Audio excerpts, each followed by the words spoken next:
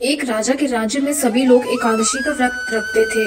प्रजा तथा नौकर चाकरों से लेकर पशुओं तक को एकादशी के दिन अन्न नहीं दिया जाता था।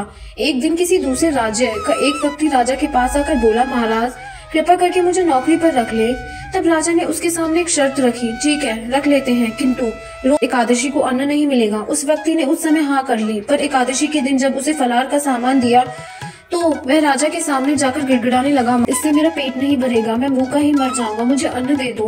राजा ने उसे शर्त की बात याद दिलाई। अन्न छोड़ने को वह राजी नहीं हुआ। तब राजा ने उसे आटा, दाल, चावल आदि दिए। वह नित्य की तरह नदी पर पहुंचा और स्नान कर भोजन पकाने लगा। जब भोजन बन गया तो भगवान को बुलाने लगा, आओ भगवान, भोजन तैयार है।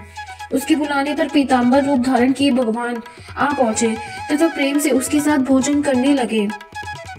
भोजन आदि करके भगवान अंतर्ध्यान हो गए तथा वह अपने कामों पर चल पड़ा। 15 दिन बाद अगली एकादशी को वह राजा से कहने लगा कि महाराज मुझे दुगना सामान दीजिए।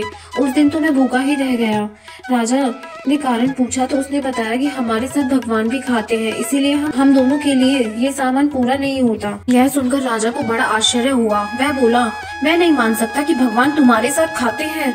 मैं तो इतना व्रत रखता हूँ, पूजा करता हूँ, पर भगवान ने मुझे कभी दर्शन ही नहीं दिए।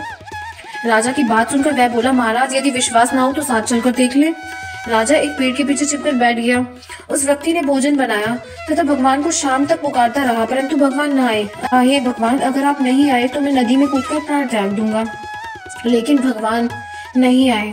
तब वह प्राण त्यागने के उद्देश्य से नदी की तरफ बढ़ा। प्राण त्यागने का उसका दृढ़ इरादा जान शीर के भगवान ने प्रकट होकर उसे रोक लिया और साथ बैठकर भोजन करने लगे। खा पीकर वे उसे अपने विमान में बिठाकर अपने धाम ले गए। यह देखकर राजा ने सोचा कि व्रत उपवास से तब तक कोई फायदा नहीं होता जब तक मन की शुद्धि ना हो। इससे राजा को ज्ञान मिला। वह भी मन से व्रत और उपवास करने लगा और अंत में स्वर्ग को प्राप्त हुआ।